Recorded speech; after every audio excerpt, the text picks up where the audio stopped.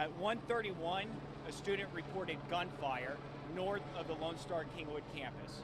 At 1:33, the first authorities arrived on scene and the campus was put on lockdown, and all students were instructed to lock themselves into the room. After it was deemed safe, the authorities went room to room, as is currently ongoing, in clearing the rooms of the students.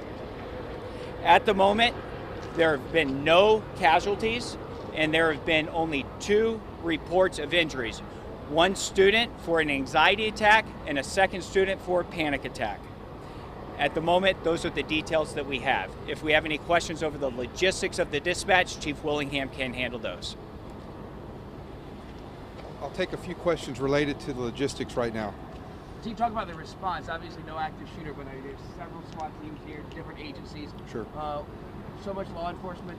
Do you believe there's still a threat? And then why the big response like this if you deemed it safe?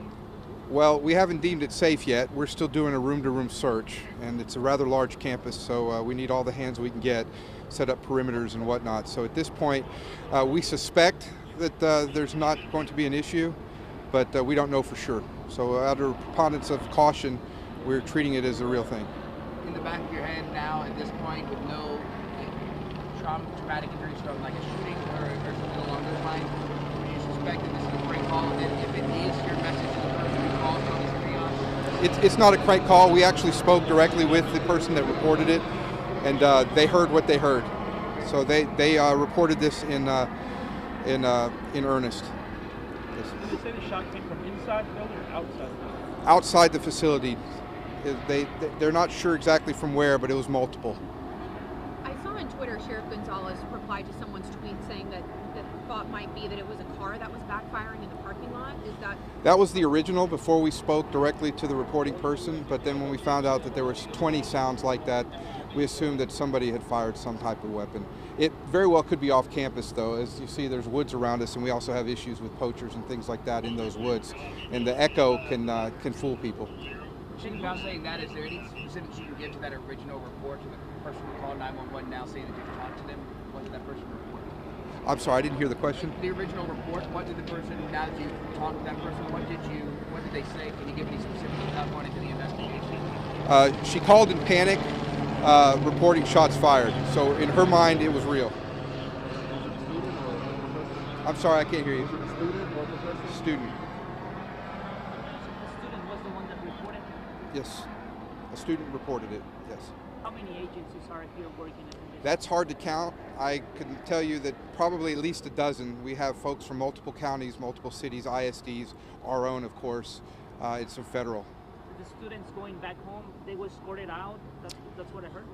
We are checking room to room, and our protocol is, and we train for this with our students in our drills, that they stay in lockdown until they're released by a police officer. And so we broke up into teams, and we're going room to room, letting folks, checking folks, making sure everyone's okay, and then escorting them out, and then they're told to leave the campus. Are you going into like the surrounding woods and the surrounding neighborhoods? Are you going to stick to? Not at this time. What about the students in the West parking lot? When they first got here, they said they had heard no shots at all. Did you talk to anyone then? I cannot speak to that at this time. Has surveillance video shown anyone on campus with a gun? No. Students be able to return tomorrow to classes? That hasn't been decided yet. That's not a decision I make. We need to take care of this first, and then we'll go from there.